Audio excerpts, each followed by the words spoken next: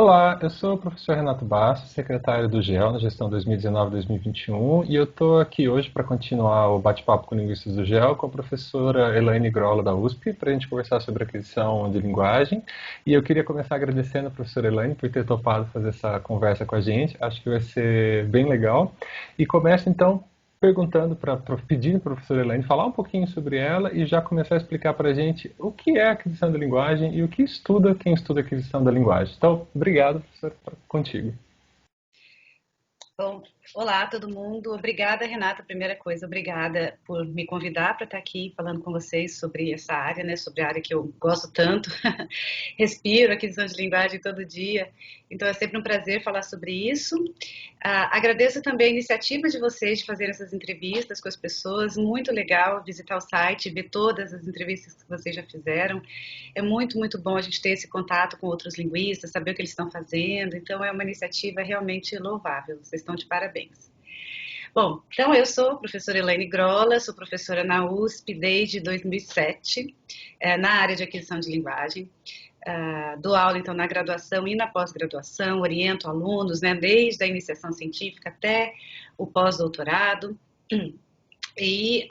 Eu fiz, então, trabalho com aquisição de linguagem desde o começo da minha graduação, na verdade, né? Então, eu fiz a minha graduação na Unicamp, né? E desde o segundo ano da graduação, eu comecei a trabalhar com aquisição de linguagem, sob orientação da professora Maria Cecília Perrone. Fiz o meu mestrado também na Unicamp, sob a supervisão dela, e depois fui para os Estados Unidos, né, a fazer o meu doutorado na Universidade de Connecticut, também em aquisição de linguagem, né? Um dos grandes culpados da minha ida para os Estados Unidos foi o professor Jairo Nunes, né, que foi meu professor na Unicamp e ele incentivou bastante a minha ida, então foi ótimo, foi uma formação que eu tive lá, assim, excelente. Nossa, foi muito bom esses 5 anos lá. E aí eu voltei em 2005 para o Brasil, depois de ter terminado o doutorado, e já fui trabalhar com pós-doc, né, lá na USP também, já na USP, né? E fiquei um ano como pós-doc e logo teve um concurso, eu prestei e passei. Então, estou lá desde 2007, trabalhando, né, nessa área de aquisição. Bom, a área de aquisição de linguagem ela é bastante diversa, né? Tem várias maneiras de a gente olhar para o fenômeno da aquisição da linguagem, né? Então, da maneira de onde eu venho, né, da maneira como eu tenho feito a pesquisa em aquisição, a gente parte dessa ideia de que as línguas humanas, na verdade, são muito parecidas umas com as outras, né? E a gente tenta entender por um lado, como que elas variam, né? Então, apesar de imaginar que elas têm, assim, no nível mais abstrato, propriedades bastante comuns, que são comuns entre elas, né? Na superfície elas são diferentes umas das outras, né? Então, apesar de o português ser parecido com o italiano, se eu não tiver um treinamento antes, eu não vou conseguir falar italiano, né? Mas a ideia é que eu reconheço muitas coisas, né, parecidas no italiano que a gente tem no português também. E a ideia é a gente explorar, então, né, o comportamento das crianças, ver como que elas reagem nas entrevistas que a gente faz, ou mesmo nas interações espontâneas que elas têm com outros adultos, né? Como que esse desenvolvimento acontece, que tipo de erro que elas cometem, ou o contrário, que é até mais interessante, quando que elas nunca erram, né? Que você esperaria algum tipo de erro e ele não aparece, né? Então a gente faz um trabalho olhando não só para o português, pode ser feito um trabalho só com português, mas a gente também olha para outras línguas e compara isso, né? Será que uma coisa que uma criança sempre erra em português é comum que em outras línguas as crianças também errem, né? Por que algumas coisas demoram mais tempo e outras são mais rápidas, né? Então, para isso a gente vai olhar para construções linguísticas específicas, né? No meu caso, que trabalho com sintaxe, e semântica, né, aquisição de sintaxe em semântica, e vamos então explorar para cada fenômeno, para cada estrutura, né, às vezes até para uma palavra, a gente começa se perguntando o que acontece numa palavra. E daí a gente vai explorar, né, seja com entrevistas que a gente faz com as crianças nas creches, ou olhando para o que a gente chama de dados espontâneos, que é quando a criança está conversando espontaneamente com alguém e a gente vai procurar o que aparece ali naquelas interações. Eu queria perguntar uma coisa que eu Perguntar uma coisa que sempre eu sempre ouço. ouço, Deixa eu te deixa eu pedir, te Helene, para pedir, Helene, você para você mutar o mutar seu o seu microfone. microfone. Ah, porque senão pode dar eco. Eu vou perguntar para você uma coisa que a gente sempre escuta quando vai falar em curso introdutório sobre aquisição de linguagem, que é o seguinte: qual que é a diferença entre falar aquisição de linguagem, aprendizagem de linguagem, entre adquirir uma língua e aprender uma língua? Eu sei que para vocês que trabalham na área é uma coisa mais ou menos óbvia, mas para muita gente que está chegando na área, por que a palavra aquisição e não a palavra aprendizagem? Por que a gente usa esse termo? Na verdade, então, isso vem, realmente é uma diferença que se faz, né? Então, a palavra aprender, né, o verbo aprender, ele traz consigo toda uma ideia de que de um treino, né? Então, sei lá, você aprende a andar de bicicleta. Então, você não sabe, no começo você não sabe nada, né? Não tem o equilíbrio, não sabe os movimentos que você tem que fazer, e você tem que treinar, você tem que ter alguém que te ajuda, né? Ou, sei lá, aprender a tricotar, né? Aprender a desenhar. Então, você tem a imagem de um professor, né? Você tem a imagem de um aluno que se esforça, você tem a imagem de, talvez, aulas, né? Ou de uma exposição explícita, né? Ou da vontade de alguém de aprender aquilo e etc. Né? Quando a gente fala que a criança adquire a linguagem, é porque nada disso, na verdade, acontece, né? Nada do que está envolvido em aprendizagem, na verdade, está envolvido nesse processo da criança de adquirir uma língua, né? Então, ela simplesmente o Chomsky o Chomsky, que é o grande, né, linguista que a gente cujas ideias, né, a gente segue. Ele fala isso, né, que a língua não é uma coisa que acontece com a criança, né? Então a ideia é que ela é meio, entre aspas, passiva, porque ela não está ali de forma consciente aprendendo uma coisa. Ela não sabe que ela está aprendendo português. Quando ela tem 2 anos de idade, ela está ali começando, né, a produzir as primeiras palavras, ou até antes disso, com 10 meses, 9 meses, que ela começa a produzir as primeiras sílabas, lá, bá, bá, bá, que ela está começando no processo. Ela não sabe que ela está aprendendo alguma coisa, né? Entre aspas, aprendendo. Ela está ali sendo imersa naquela comunidade que fala uma língua e ela vai junto com aquilo e de alguma forma, depois de uns 5 anos, você tem uma pessoa que domina aquele idioma. Né? Sem ter tido aula, né? Sem ter essa ideia de um professor que está ali te ensinando as estruturas da língua, o que o adulto faz simplesmente é falar. Né? Às vezes fala de uma forma diferente, carinhosa, ou mais devagar, etc., usando muitos diminutivos, por exemplo, é uma coisa que os adultos fazem quando estão falando com as crianças, mas não tem, é muito diferente de a gente lembrar o que é uma aula de inglês, né? A primeira aula de inglês. Hi, how are you? My name is. Então você aprende ali umas palavrinhas de introdução, uma sentença simples, e dali você vai ter a aula do verbo to be, como que é o passado de um verbo, como que você faz o passado, etc. Você vai ter aulas sobre, né, para aprender vocabulários específicos, sei lá, de fruta, de partes do corpo, sei lá o quê. A criança adquirindo uma língua numa situação natural, ela não tem nada de aula, né? A gente usa todos os tempos verbais que a gente precisa usar, a gente usa as palavras, talvez não palavras mais complicadas, né? Mas eu acho que o único controle, talvez, que os adultos tenham é esse, né? De não usar palavras extremamente complexas que cognitivamente a criança não vai conseguir entender. Mas nada, né, parecido com uma aula ou com um curso de idiomas é o que a criança faz. Mas veja que no final do processo, lá com 5, 6 anos, as crianças todas, né, que forem expostas a uma língua vão falar aquela língua, vão ser falantes nativos daquela língua. Né? Então, o método, não existe um método, mas ele é muito eficiente, porque todo mundo vira falante nativo de uma língua. Basta você escutar, né, as pessoas falando à sua volta, você vai aprender uma língua. Então, a ideia é essa, você não aprende a língua da mesma forma que você aprende outras coisas, né? A língua simplesmente cresce dentro de você. Então, falar que você adquire, né, a língua seria uma maneira mais fiel de descrever o que está acontecendo, ao invés de falar em aprendizagem. Bem legal.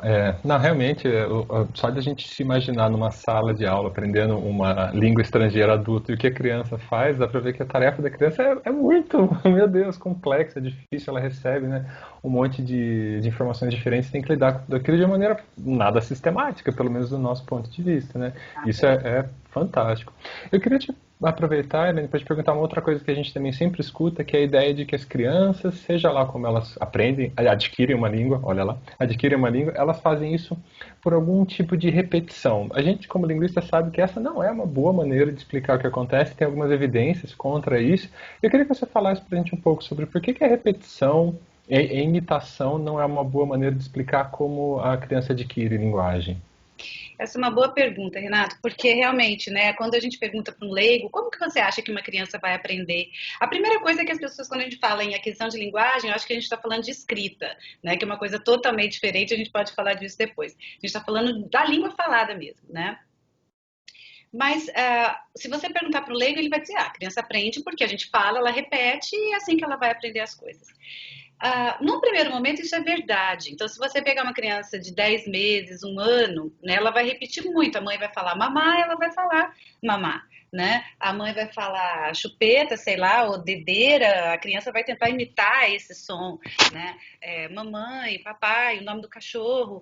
Então, tudo isso, né? Neném, eles se referem a eles mesmos como neném, porque a gente chama, né? Se refere a eles como neném. Então, isso tudo não tem como negar que repetição, imitação tem um papel aí, né? Isso realmente acontece. O problema é que o resto, né? Isso, então, parece que é relevante nesses primeiros meses aí do processo de aquisição, mas não é, né? O que a gente vê durante o processo como um todo, né? Então, se você pega uma criança um pouco mais velha, que já está, sei lá, com 2 anos e meio, 3 anos e meio, produzindo o passado dos verbos, né? A gente vê elas produzindo coisas que elas nunca ouviram, né? Então, elas vão falar, eu fazi, né? Eu trazi, né? Eu sabo, né? Então, eu sabo é o eu sei, né? Mas ela vai produzir, ela vai regularizar o verbo, na verdade. Ela vai pegar a raiz lá, sabo, e vai pôr a terminação O, que é para a primeira pessoa, e vai produzir eu sabo. Então, veja, se o processo de aquisição fosse todo, né, baseado em repetição, a gente não veria isso, a gente veria eu sei, né? A forma eu sei desde o começo, né? Então, parece que existe sim um papel aí desempenhado pela imitação, mas ele é bem, vamos dizer assim, menor do que um leigo, né, imagina que seja. Né? De alguma forma, a criança está de uma maneira muito mais ativa, né, processando tudo que ela ouve, passando por filtros, né, que ela tem ali mentais, que vão fazer com que essa aquisição a linguagem aconteça, né, de forma rápida. Né? A gente acredita que é bem rápido. Com 5 anos, a criança já está ali toda imersa, dominando um pouco o sistema linguístico, é bem rápido, né? A gente acha que pode dizer que é bem rápido. E ela, dá para dizer que tem, assim, fases ou etapas digamos, de não ter língua até os 5 anos, assim, marcos pelos quais as crianças passam. Então, a aquisição de linguagem, quando a criança tem, não sei, 1 ano, tem que estar mais ou menos assim, 2 anos mais ou menos assado. Dá para falar em passos e fases, talvez? E essas fases teriam algum grau de universalidade, ou seja, independente da língua que a criança está adquirindo, ela passa pelas mesmas etapas? Dá para dizer esse tipo de coisa? Sim, dá. Então, o que a gente vê, Renato, é que a criança, né, quando ela nasce, ela só chora, né, então não tem nenhuma produção linguística, não dá para a gente ver linguagem ainda ali, né, mas a gente vê já a comunicação, então o bebê chora quando tem algum desconforto, e isso já é o bebê se comunicando, né, de alguma forma mostrando o preciso de alguma coisa, né. Mas com o passar do tempo, a gente começa a ver, eles começam a emitir sons, né, com os 3 meses, que em inglês eles chamam de cooing, né, que eu nunca achei uma tradução boa para isso. Eu não sei como que é chamado isso em português. Mas é um som aleatório, não é nenhuma vogal direito, não é nenhuma consoante, uma emissão que não é um choro, mas também não é mais nada. Parece que é só um treino mesmo das cordas vocais. E depois começa a parte que é muito gostosa, né, que é o balbucio. Então, toda criança vai passar pela fase do balbucio, por volta aí, tem os muito, muito precoces, com 6 meses, né? Mas mais lá pelos 9 meses, a gente começa a ver um bebê balbuciar, que é fazer o ba, ba, ba, ma, ma, ma, eles fazem sílabas, né? Então, isso todas as crianças fazem, né? Mesmo, o que para mim é extremamente surpreendente, as crianças surdas. Né? Então, muitas vezes as pessoas acham, ela está ouvindo bababá, por isso que ela está fazendo bababá. Não necessariamente. Nesse comecinho do processo, em que eles estão começando a balbuciar, na verdade parece que esse balbucio é uma coisa de dentro para fora. Eles estão treinando mesmo as cordas vocais, treinando os músculos da boca, tal, do trato vocal. E por isso que a gente vê, então, as crianças surdas também fazendo isso. Elas não ouvem nada, mas elas também fazem isso. Lá pelos 10 meses, mais ou menos, as crianças começam a ficar um pouco mais especializadas nesse balbucio. Elas começam a balbuciar mesmo só os sons que elas ouvem. E é nesse momento que você vê que as crianças surdas param de balbuciar. E aí sim você vê a influência, né, do ambiente nisso. Né? Então, no comecinho elas estão balbuciando qualquer coisa, né, até sons que não existem na sua língua, mas a partir dos 10 meses ele começa a ficar mais especializado e mais relacionado com o que ela ouve. E aí, com um ano, mais ou menos, vem as primeiras palavras, que são pronunciadas de forma isolada, né, não são sentenças ainda, ela vai ver a mãe e vai falar mamãe, a criança vai ver o cachorro, vai falar o nome do cachorro, são palavras isoladas. Depois elas começam a juntar 2 de cada vez para expressar alguma ideia, né? E depois disso, né? Então a gente tem o que a gente chama de período de uma palavra, depois período de estágio, o estágio de 2 palavras, em que ela não consegue juntar mais do que 2 de uma vez. E não existe, né, o estágio de 3 palavras. Existe depois o estágio Deus nos acuda, porque é a hora que elas começam a falar de tudo e rapidamente e sobre absolutamente tudo, né? Então tem essa coisa exponencial, assim, vai bem devagar no começo e explode, né? Tem uma explosão lá pelos 2 anos e meio. Né? Então, o que eu digo muito para as pessoas que me perguntam é, não existe, assim, com 1 ano tem que já ter falado a primeira palavra. Né? Isso é muito importante, porque varia, as crianças variam, elas têm personalidades diferentes, elas têm seus tempos, né? Cada criança tem o seu tempo. Então, não dá para a gente dizer, não, 1 ano tem já que está falando uma palavra. Né? Não existe isso, é mais ou menos. Então, 1 ano e 2 meses, né? Algumas crianças vão ser mais observadoras e vão falar menos, outras crianças já são mais falantes desde o começo, então isso varia um pouco. Né? Mas com 2 anos, a gente é normal, é o que a gente é comum, vamos dizer assim. Né? A criança já está combinando 2 palavras, né? 1 ano e meio, 2 anos, elas estão combinando 2 palavras. E com 2 anos e meio, elas já estão produzindo sentenças curtas, simples. Né? Agora, é claro, se uma criança de 3 anos não está produzindo nem sua primeira palavra ainda, ela está de alguma forma atrasada, sim, e isso tem que ser investigado. Né? Mas eu sempre também alerto as pessoas, né? O mais importante, até que se está falando uma palavra, 2 palavras, é a criança está se comunicando, ela olha no seu olho, ela deixa você saber que ela não está satisfeita, ou que ela está muito satisfeita, ou que ela quer comer alguma coisa, que ela está com sede, enfim. Isso pode ser comunicado de outras formas que não por palavras, certo? Então, se a criança se comunica, isso já é um grande passo. A gente já consegue excluir, né, alguma patologia mais séria, né? E pode ser simplesmente um artefato da personalidade da criança, né? Ser mais quietinha, não falar muito e tal. Então, os estágios, né? Esses estágios que eu falei agora, de cooing, né? Primeiro choro, depois cooing, depois balbucio, um balbucio mais especializado, 1 palavra de cada vez, 2 palavras de cada vez e sentenças mais simples, eles são sim vistos em todas as línguas. As crianças passam por esses mesmos estágios, mais ou menos nas mesmas idades, né? A gente não vê criança pulando estágio, então elas vão passar por todos os estágios. O que vai variar é isso que eu te falei da idade, né? Mas isso mesmo dentro de uma mesma língua, crianças diferentes vão passar por esses estágios em momentos diferentes, né? Aí a diferença de meses e tal, por conta disso, da individualidade de cada um. Né? Nossa, isso é muito legal. Eu queria aproveitar todas essas pistas que você deu para falar de uma coisa que talvez para nós linguistas não é tão esquisito, mas para quem é de fora da academia é um pouco, que é a ideia de inatismo e aquisição de linguagem. Eu acho que a gente tem aí uma coisa importante, que é a diferença entre aquisição e aprendizagem, que você comentou. Tem o fato de que a repetição e a imitação é um componente, mas não é talvez o componente mais importante para a aquisição de linguagem. Tem o fato das crianças todas passarem, mesmo as surdas, o que é muito interessante, por etapas similares à aquisição de linguagem, independente da língua. Acho que tudo isso junta um pouco, assim, dão pistas, são evidências para falar em inatismo e aquisição de linguagem. Então, eu queria que você falasse um pouco sobre o inatismo, sobre a hipótese inatista em aquisição da linguagem, porque acho que é importante para quem quer mergulhar na área saber um pouco do que se trata isso, né? Sim, Renato. Olha, então a ideia, né, que veio então o Chomsky mais recentemente que eu digo lá nos anos 50, 60, né, que começou a falar disso. Então, a gente vê as crianças, então, como você mesmo falou, né, ela começa o processo, todas elas nascem e só choram.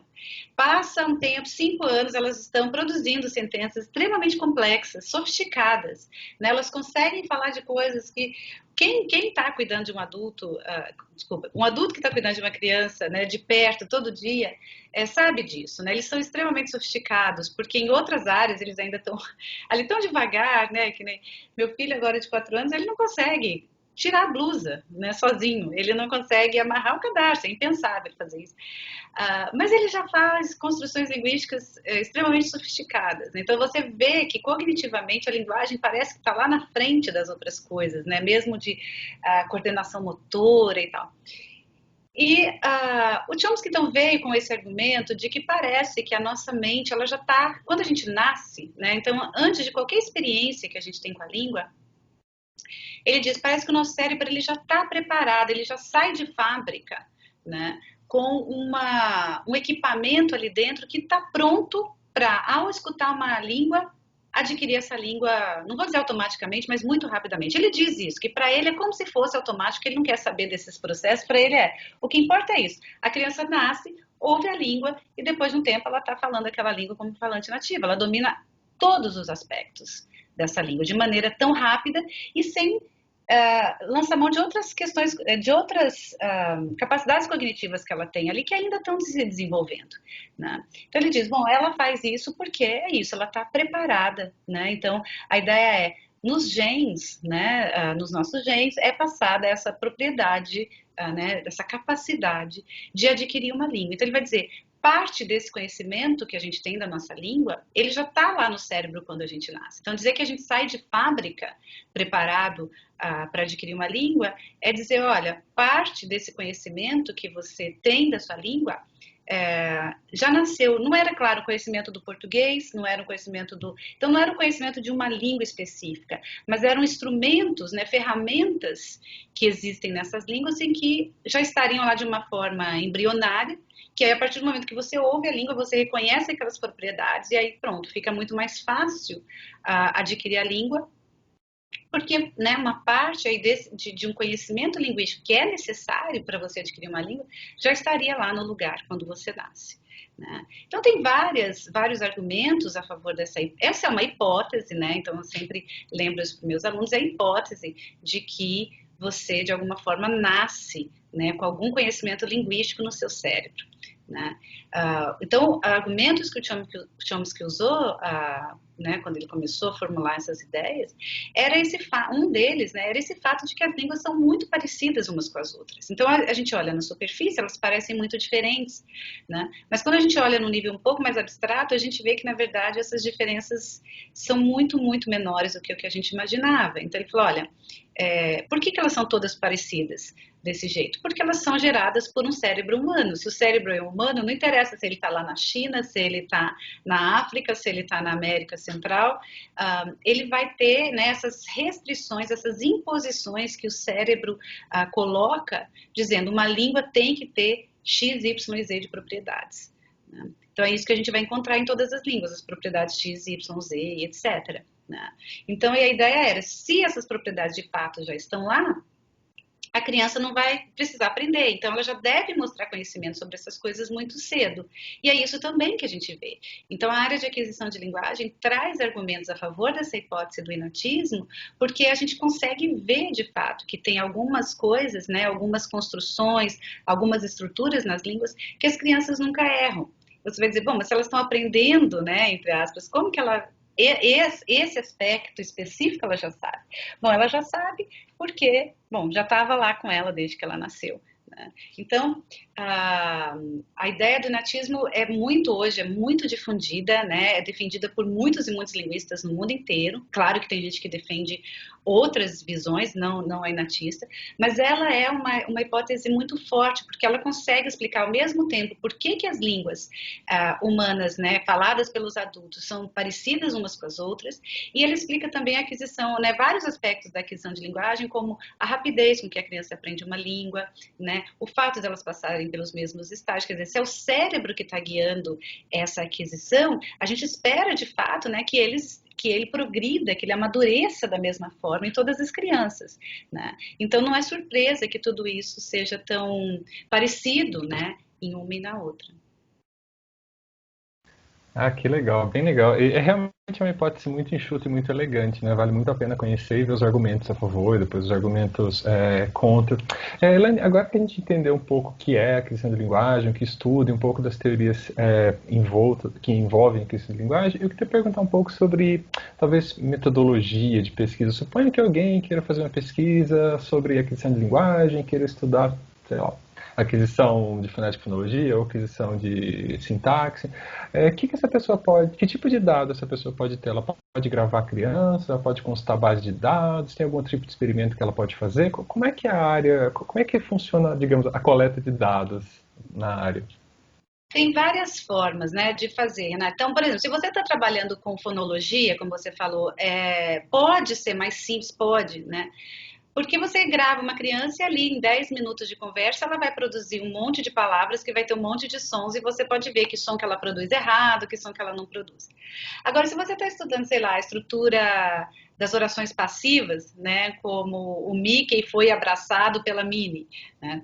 Essa estrutura é muito complexa, ela quase não aparece, né? Na fala espontânea, não só das crianças, mas dos adultos também. Então, não tem como você simplesmente pegar dados assim gravados espontaneamente em que a criança está falando o que der na telha, né? Aí você tem que de fato desenhar, né, uma entrevista que a gente chama de experimento na área. Esse termo é complicado, né? As pessoas experimentam, imaginam que a gente vai pôr, né, eletrodos na cabeça das crianças. Não tem nada disso. Na verdade, essas entrevistas que a gente faz na creche, elas são super divertidas. Então a ideia é que a criança sinta que está no jogo, que ela não perceba que é ali um teste, né, que a gente está querendo ver se ela sabe uma determinada estrutura ou não, porque senão elas vão ficar coadas e não vão, né, ser espontâneas na conversa. Mas então, para determinadas coisas que são muito frequentes, sei lá, se você está estudando o artigo definido, ou né? Você vai ter bastante disso nas trocas que as crianças tiverem, então talvez você não precise de um experimento feito na creche, né? Então, nesse caso, o que você faz? Você grava as crianças ah, por um período de tempo, então começa quando ela é muito novinha, né? E vai até ela estar mais velha, uma vez por semana, por exemplo, por 30 minutos por semana. E no final, né, de coletar todas essas, fazer todas essas gravações, você tem ali ver, né, como que foi mudando, se ela no começo não usava o artigo, se ela em algum momento usou errado, depois ela passou a usar corretamente e tal. Então você consegue fazer. E a gente tem vários bancos de dados hoje, né, já de crianças já gravadas, com os dados transcritos, né, a gente não só lê, a gente não precisa nem ouvir as gravações. E agora também a gente já pode até fazer buscas, né, digita lá o e vê todos os os que aparecem, então é bem conveniente. Quando a gente está tratando de um fenômeno que é mais raro, né? Ou quando a gente quer saber não a produção da criança, mas a interpretação que ela dá para uma determinada construção, né? Então eu posso falar, o Mickey foi abraçado pela Minnie, mas será que ela entende que o Mickey não é o que abraçou, né? É o que recebeu o abraço? Então eu posso querer ver não só se ela produz essa estrutura, mas também se ela entende, né? Se ela compreende e tal. Então para isso eu tenho que bolar entrevistas, né? Tem algumas que são extremamente bem boladas, bem desenhadas, né? E aí depois disso, então, eu posso fazer isso tanto com brinquedos, né, que eu vou encenar ali uma historinha na frente da criança. Hoje em dia a gente usa muito iPad ou computador e a gente faz as coisas em PowerPoint, né, mostra um videozinho para a criança. Embora esse método seja bom, eu ainda prefiro os brinquedos, eu sou da velha guarda. Eu acho que as crianças se divertem muito mais com os brinquedos na frente delas. No geral, a frase, a estrutura que a gente quer testar, a gente faz com que seja um fantoche que fale a sentença, e a criança geralmente tem que dizer se o fantoche sabe falar português, geralmente assim, ou se ele prestou atenção e falou de fato o que aconteceu na história, porque assim quebra o gelo com as crianças, né, principalmente com as mais tímidas, e elas interagem, se divertem muito mais conversando com o fantoche. Então, assim, aí a gente, uma vez montado, bolado todo o estudo, a gente vai para uma creche, né? E antes a gente já tem que ter definido qual faixa etária que seria relevante, então não adianta eu testar essa estrutura que eu falei, o Mickey foi abraçado pela Minnie, com crianças de 2 anos. Elas não entendem, não sabem, isso eu já sei, que 2 anos não vai funcionar. Mas quem sabe 4, né? Então é muito raro eu ver uma criança de 4 anos produzindo orações passivas, mas será que elas já sabem? Né? Então eu posso começar ali com 3 anos e meio, 4 anos para ver o que eu consigo. Né? Então aí a gente vai testar várias crianças, né? Então não vai ser uma frase só, vão ser várias. Eu vou montar, sei lá, 10 historinhas. Né? E além de falar passivas, eu vou falar outras estruturas para que ela não perceba o que está sendo ali investigado. Elas são super espertas e elas percebem rápido. Então a gente tem que ter lá umas coisas para distrair. Então, vou ter ali um número grande de respostas para cada criança. Então, se eu testar, sei lá, 30 crianças, eu vou ter 300 passivas, né? Se eu fizer 10 para cada uma. Então, eu já tenho um número mais substancial, né, de dados que eu posso analisar, que eu posso ver quantas vezes elas erraram, se elas nunca erraram, esse tipo de coisa. Então, esse é o método das entrevistas, é o que a gente mais usa, na verdade, né, é o que é mais empregado por conta disso, porque a gente está cada vez estudando estruturas mais raras, vamos dizer assim, né? A gente quer saber até que ponto a gente consegue ver esse conhecimento que elas têm. Mas basicamente são esses dois métodos, né? O de analisar a produção espontânea delas ou de fazer experimentos na creche em que a gente vai dar o contexto ideal para que aquela oração, aquela estrutura seja produzida e ver se, dado essas condições, ela vai produzir ou não, né? Ou dar a sentença para ver se ela entendeu, né? Ver se ela vai dar a resposta adequada nesse caso. Ah, que legal. Quer dizer, então, quem for pesquisar na área, uma das coisas que a pessoa precisa saber também é que vai ter que lidar, se quiser, né? Dados de compreensão, ela vai ter que interagir com as crianças. Eu imagino que tem que ter é, a concessão do comitê de ética, várias etapas Então, no caminho das pedras, né? isso que eu ia falar. Tem que gostar muito, porque é isso. Primeiro, a gente tem que achar uma escola que aceite, não são todas as escolas que vão né, nos dar acesso. Eu até entendo as escolas, a preocupação de dizer, mas quem são essas pessoas que vão conversar com as nossas crianças? As entrevistas são feitas individualmente, eu não posso fazer em grupo, porque se eu perguntar, todas vão responder igual, né? Ou então vai responder o contrário só para ser contra o amiguinho. Então tem que ser cada criança individualmente. Então a escola pode falar, como assim? Vão tirar a criança da sala de aula? Mas outras escolas são muito mais receptivas, né? Entendem a importância da pesquisa, a importância dessa exploração para a gente conhecer mais sobre o desenvolvimento das crianças. Então, muitas escolas abrem as portas para a gente.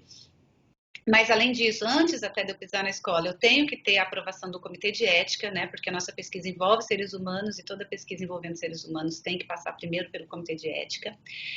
Mas, no geral, a gente não tem problema com isso porque as entrevistas são muito leves, muito tranquilas, não envolvem nenhum, né, aspecto traumático, então a gente consegue a aprovação dos comitês de ética.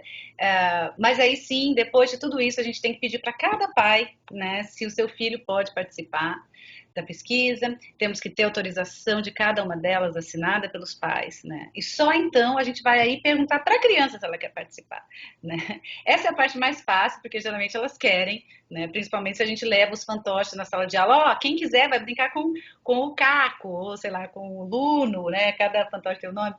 E aí elas querem, é claro que elas querem. E principalmente a primeira, quando vai, ela volta falando que foi muito legal, que tinha brinquedo, que tinha isso, que tinha vídeo.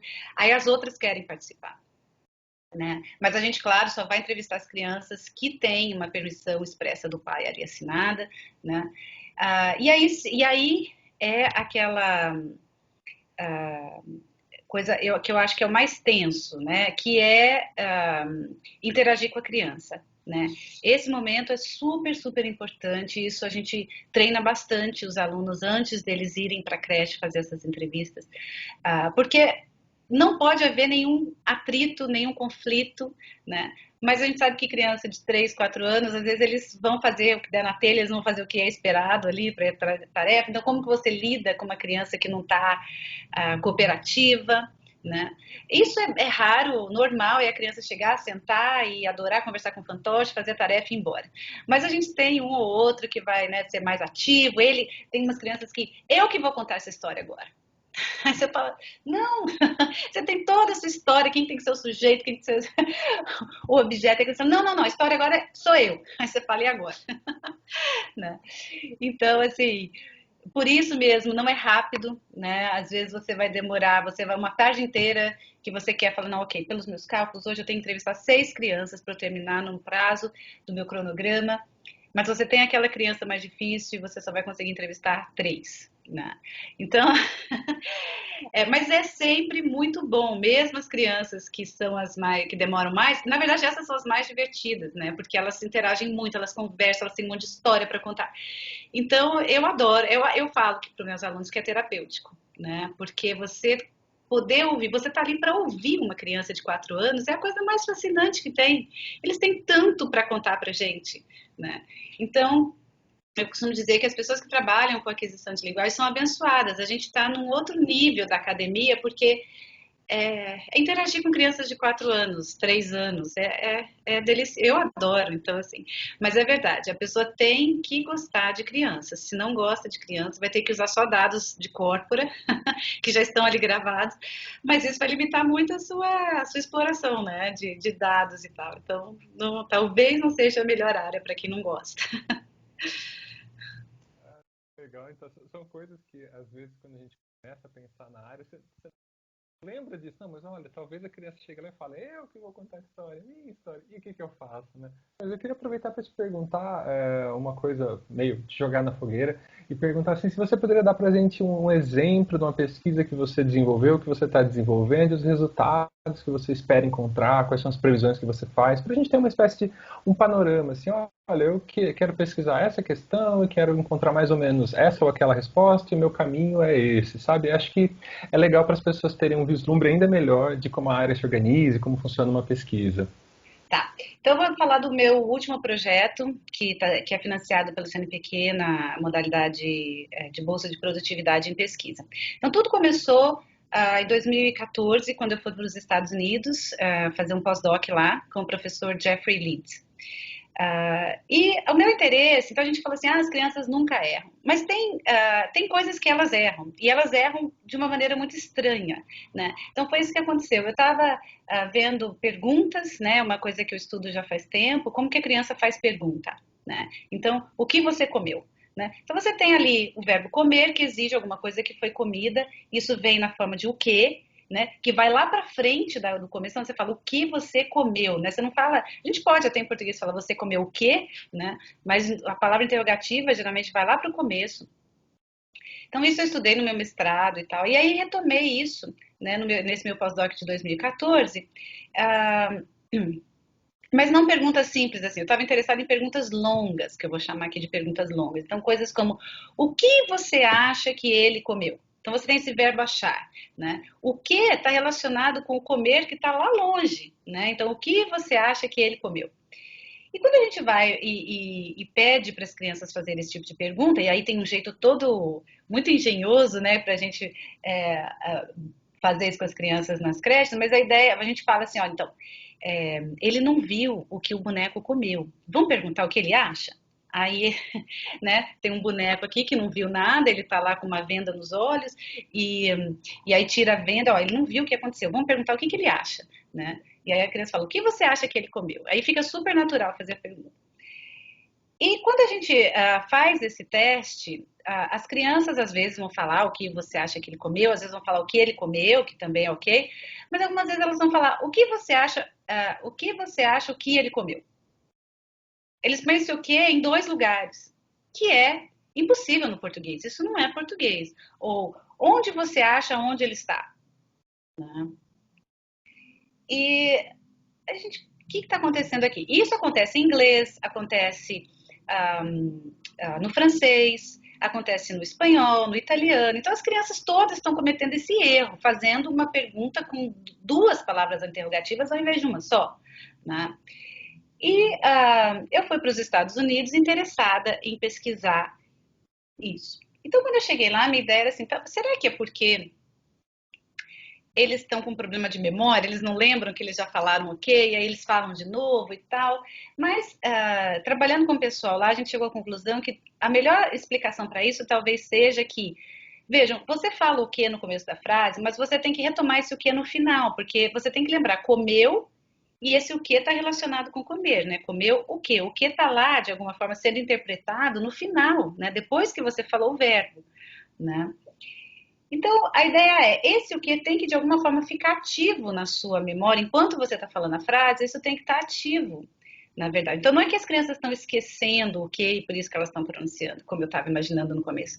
Talvez elas estão pronunciando esse o que de novo, porque ele está tão ativo ali enquanto elas estão produzindo a sentença, uma sentença longa, né, que eles não conseguem resistir à tentação de pronunciar essa coisa que está muito ativa ali, né, na memória de trabalho deles. Bom, mas como é que a gente vai testar isso, né?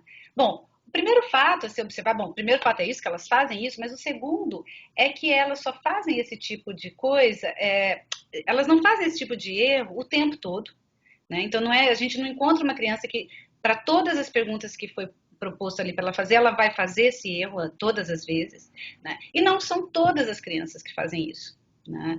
São só algumas. Então, quem sabe, né, a hipótese que veio, então, foi, quem sabe as crianças que fazem esse tipo de erro são crianças que têm menos capacidade para inibir, de controle de inibição, que a gente fala, inibir a pronúncia de uma coisa, né? Então, o que é o controle de inibição? A ideia é assim, controle de inibição, não pense num elefante branco, né? Quando, quando alguém fala isso para você, a primeira coisa que você vai fazer é pensar no elefante branco. Então, se você consegue não pensar no elefante branco, você está, né, com controle de inibição. Você está inibindo, né, aquilo que foi pedido para você fazer, né? Então, e as pessoas variam, né? Algumas pessoas têm um controle de inibição muito bom, algumas vão ter um controle de inibição mais fraco. Mas nas crianças, em geral, o controle de inibição é muito ruim mesmo, né? Elas estão desenvolvendo isso. Isso está ali no córtex pré-frontal, que é uma região que, né, amadurece e só vai estar pronta mesmo com 20 anos, por aí. Então, eu falei, quem sabe, né, tem a ver com o controle de inibição. Então, a gente testou as crianças no controle de inibição. A gente foi ver, né, tem maneiras de se testar isso. A gente desenvolveu 2 testes de controle de inibição, então você tem uma nota, entre aspas, né, no seu controle de inibição. Então, o que a gente fez? A gente fez o teste linguístico em que elas faziam essas perguntas e a gente fez os 2 testes de controle de inibição. A gente separou as crianças em 2 grupos, aqueles que fizeram a pergunta com erro, mesmo que tivesse sido uma só, e aquelas que não fizeram nenhum erro, que fizeram todas as perguntas bonitinhas. E a gente foi ver as notas delas nesses testes de inibição. E o que a gente viu foi que, de fato, as crianças que erravam eram as crianças que eram piores no teste de controle de inibição, né? Então, ali estava assim, a ideia é, elas não estão errando porque elas não sabem português ou inglês, etc. Elas estão errando por uma coisa que está fora, né, da linguagem. É uma questão cognitiva, o controle de inibição. Ele é necessário para várias atividades, não só, né, para a linguagem. Então, foi legal porque foi um resultado que teve significância estatística, né? Então, o desempenho nos testes de inibição conseguiam prever quais seriam as crianças que fariam o erro, né? Então, foi esse a pesquisa que foi feita lá. Então, eu voltei para o Brasil e fui ver em outros lugares que a gente vê essa reduplicação, né? Então, é a pesquisa que eu estou fazendo agora. Então, se você olhar para orações relativas, você vê esse mesmo tipo de reduplicação. A criança vai dizer, eu quero o anel que a mamãe me deu o anel. Então, ela repete o anel, né? Ou, eu vi esse colar que o papai comprou esse colar, sei lá. Então, ela coloca aquele elemento em 2 lugares e não é necessário colocar em 2 lugares. Então, o que a gente foi pesquisar é se também, né, essa reduplicação está relacionada com o controle de inibição, né? O teste teve que ser interrompido por conta da pandemia. O cronograma era para testar as crianças na creche no ano passado. A gente conseguiu testar só 17 crianças, né?